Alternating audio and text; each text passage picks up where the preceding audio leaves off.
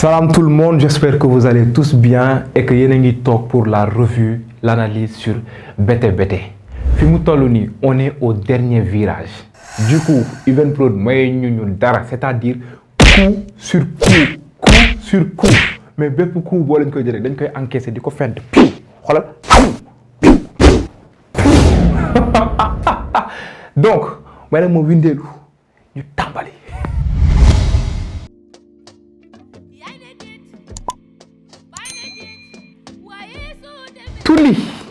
Tulli ba woon ci soleil levant et tout moom moo ñëwaat mais en fait ce qui me plaît dans Bété Bété c'est que talent yi ñu sulli yi ñu loqati indi ñu ko tegal ñu ko fi baam oh j'aime le casting j'aime oh my god parce que dafay neex nga jëli ñi nga xam ne dañu marqué seen empreinte. Qui n'a pas aimé Tulli sunu nijaay ak sunu baay dañ ko fonde xam ngeen ko ñun sax dañ kaa naboon ay temps berseek ay temps Tulli sunu baay sax ak sunu nijaay am nañu ko fi naboon dañ ko wax te dee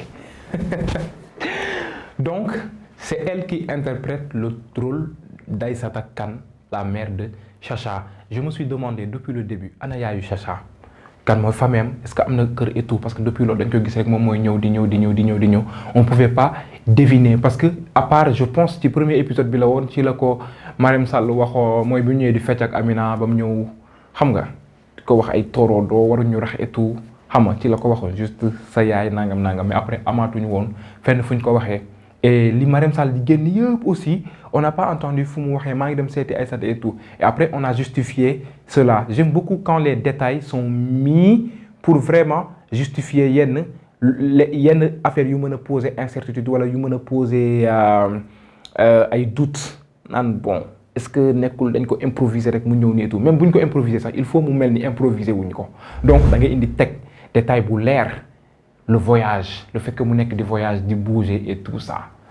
Et c'est le même cas avec Oumou Khayri. On la voyait toujours, parfois après on se disait fan la nek, on l'évoquait pas et tout. Et on nous a appris que des fois il voyageait et tout. Mais j'espère que tout le monde ne sera pas voyageur, hein. Ku ñëw rek te gisuñ ko wonte lañ ko tudd aussi mu ñëw ñu def doon voyage et tout. Voilà. Blague à part, ñu ñëwaat. Donc Aïssata lañu ne moom moo gën a dof Marème Sall.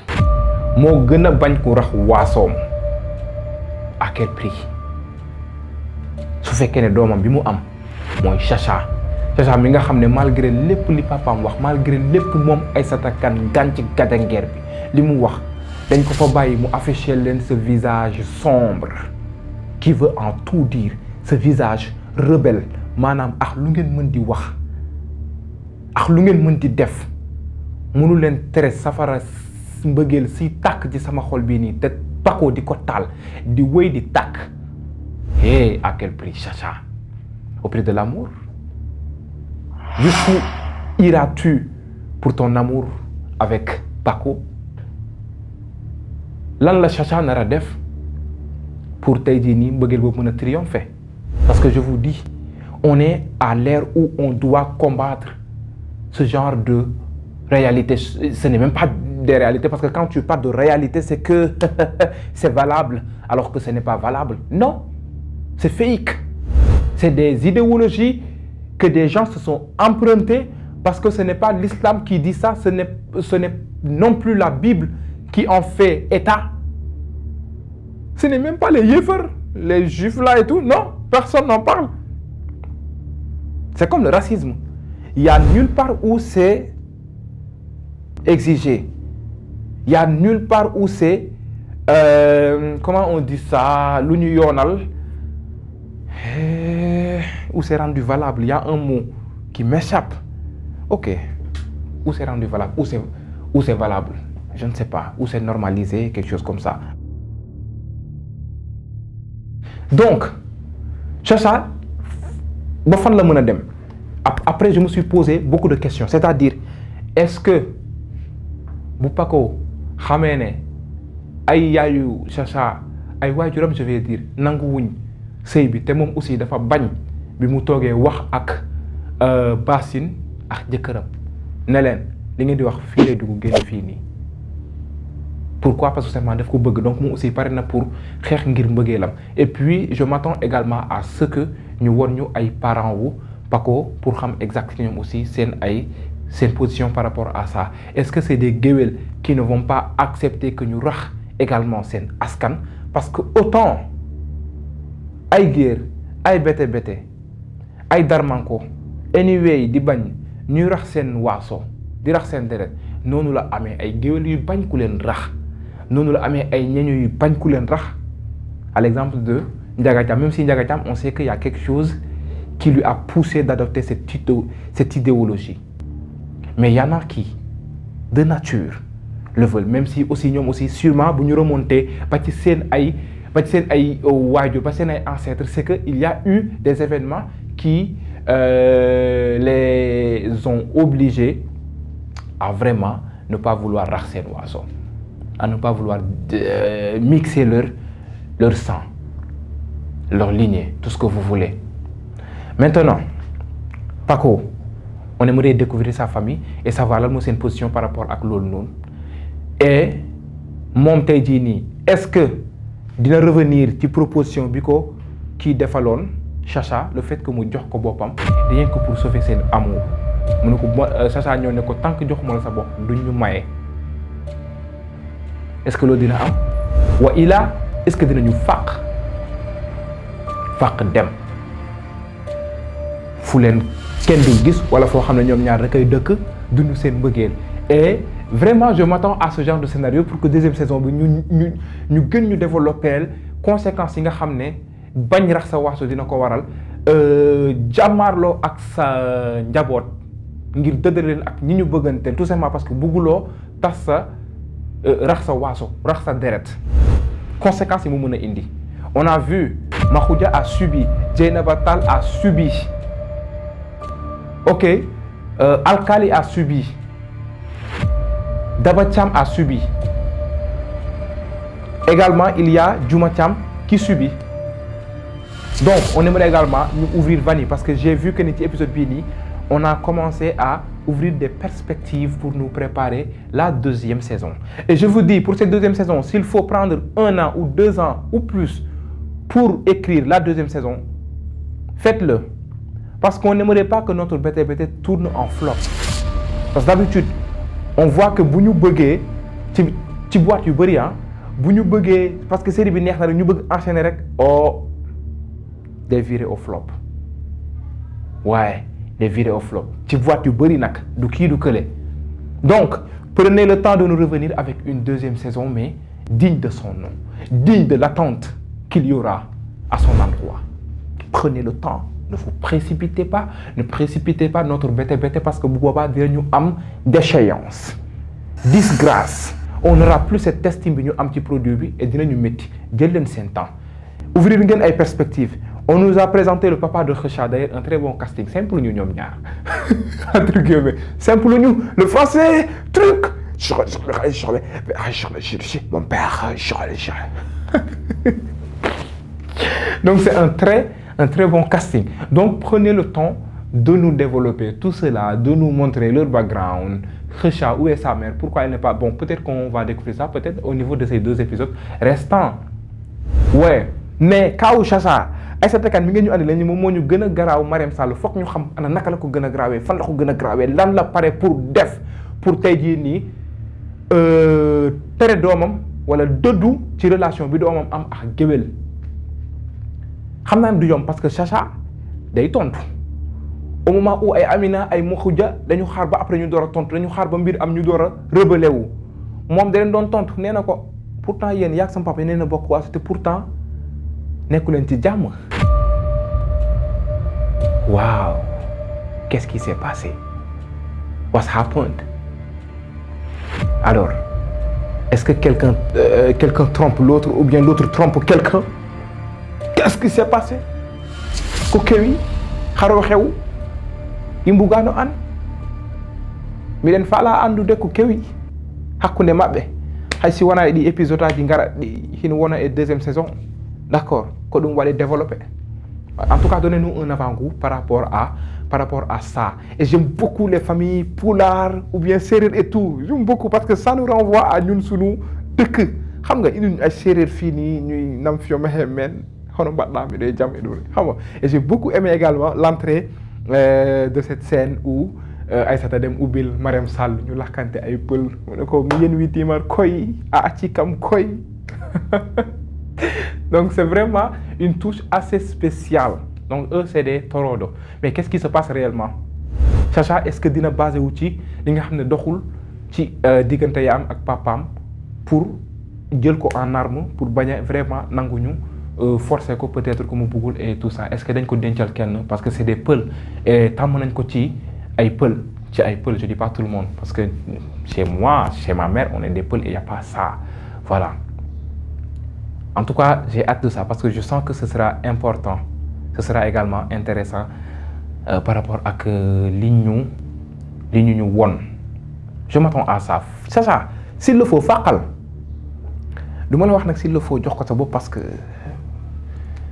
l'islam kii wu ko ay jullit lañu waaye xamal lu ma la waxul lu ma la bëgg wax te waxuma la ko lu ma la ne bëgguma la ko wax te nga xam ne bëgg naa la ko wax yow xam ko sama bopp s'il le faut rek voilà l'essentiel moom mooy bu sëy am waaw ma teg la foofu noonu ñëw parce que dama am lu ma nakari ci épisode 32 épisode 32 la mooy bi Ndiaga Thiam demee kër ñoom alkaali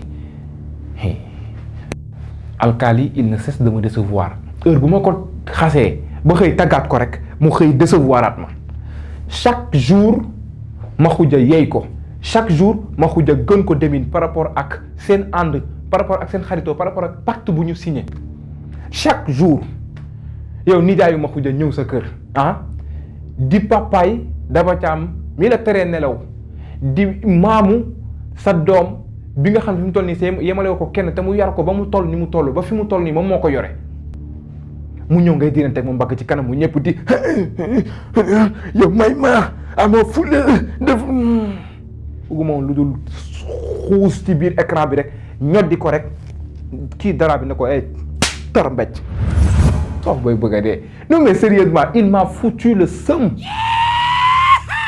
parfois te et puis xool photocopie Makhoudia la Makhoudia tey Makhoudia junior tey mu normal suba mu déggrengolé tey mu normal suba mu déggrengolé épisode bi yëpp dama ko ciy jéppi moom tamit balaa muy mën a jël responsabilité am rek mu def toj ba pare yaa am ko ci toj mu def ko pare ñëw sama jabar su ko def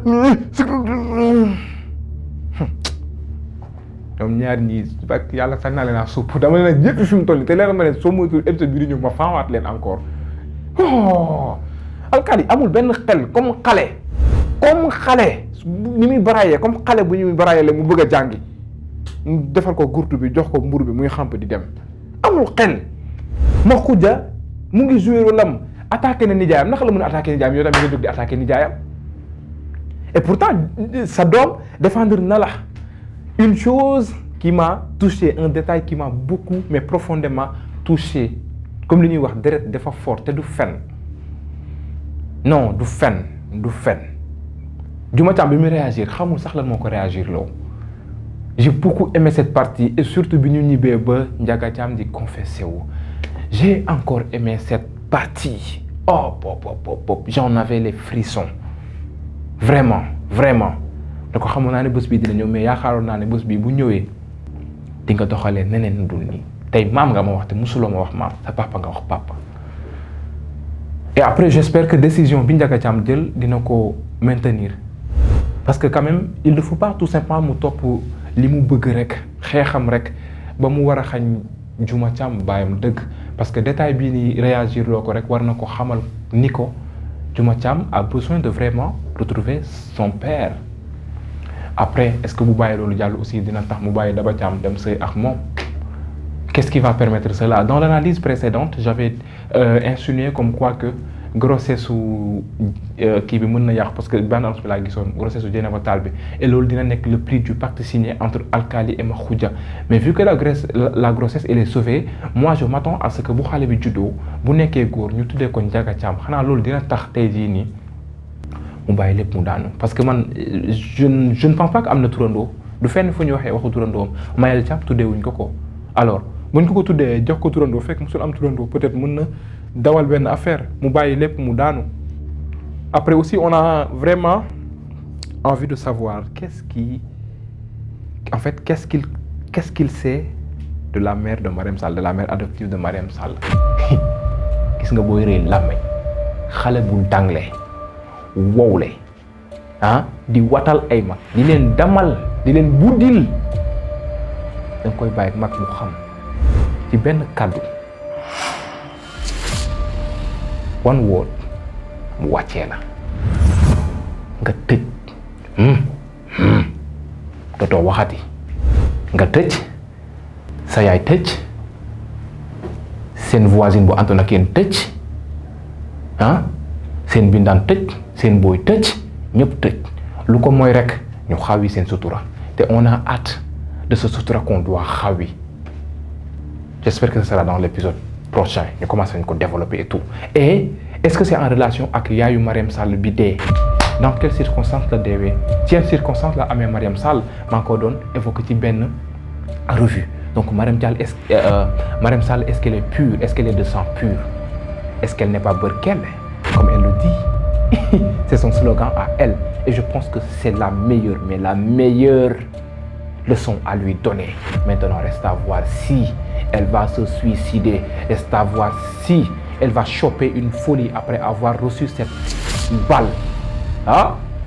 Je m'en foutrai de toute façon, même si je sais que elle va parvenir à toucher nos cœurs. Elle s'est vraiment incarnée d'émotions et tout. Mais ce sera une leçon méritée. Mais après, il faudra se rappeler qu'elle est une victime coupable. Parce que dañ ko réeral, dañ ko jëmbat ci moom, dañ ko légué. Loolu noonu tey jii nii mu àndal. Leg la héritage la. Bu ko yaayam jot ñoon taxaw jox. Ba mu ko koy jox, est-ce que moom elle est clean? D'ailleurs, j'ai bien aimé le fait de l'avoir habillée en noir. Mu nekkoon di noir à part Juma Thiam mi soloon du bleu et tout ça, elle était noire et se démarquait, elle était vraiment bad par rapport aux autres, elle était dark. Ouais, j'ai aimé ce noir qu'elle a porté. Et puis mu ñëw di kii Mariam Sall sa yaay joxe na paaka ba lay rendi bu yàgg te xam naa ne bu ñu la rendee deret bi day sal cir. J'ai hâte de ça. xam naa dinañ ne yow moom Mariam Sall nga gën a sonal ni ma ko bëggee noonu laa ko sonalee je vous jure. Bon Makhoudia ak rouge noir bi comme ku demoon seeti gelam Saint-Valentin.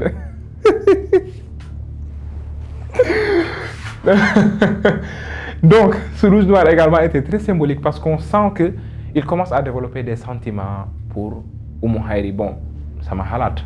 Je ne sais pas si yéen loolu ngeen ci xalaat, dites-moi en commentaire si vous pensez vraiment que Makhoudia commence à tomber amoureux ou bien s'il est déjà en kiff sur Oumou Khayri. En tout cas soofu ko te Oumou Khayri je pense que soofu ko seen laalante keroog bi xool def nii laalay loxo kii et tout ça. Donc c'est un peu quelque chose. Na ko takk match bi tas ñu jubilé yéenu ndam li waaw. Je pense que loolu war na mën a nekk quand même. mu doon lu neex. Après ça c'est que Kheucha papaam yónni na ko nee na ko demal nga récupérer la fille xam nga bu baax bi la et tout et voilà Juma Thiam également soof ko de soof ko bëgg na Kheucha ñëwaat.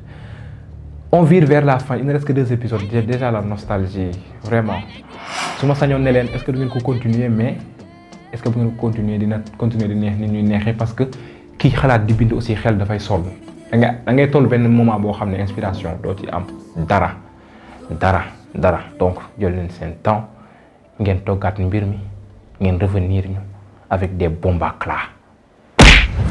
xam naa foofu la ñuy jaar tàggatoo di leen dig daje ba beneen yoon encore ci Bété Bété inchallah mais n'oubliez jamais de vous rendre sur YouTube Fara Oudé. Vraiment qui va vous plaire si toutefois vous ne l'avez pas encore découverte ñu ndar képp ko fi ne wa beneen yoon jaajëf.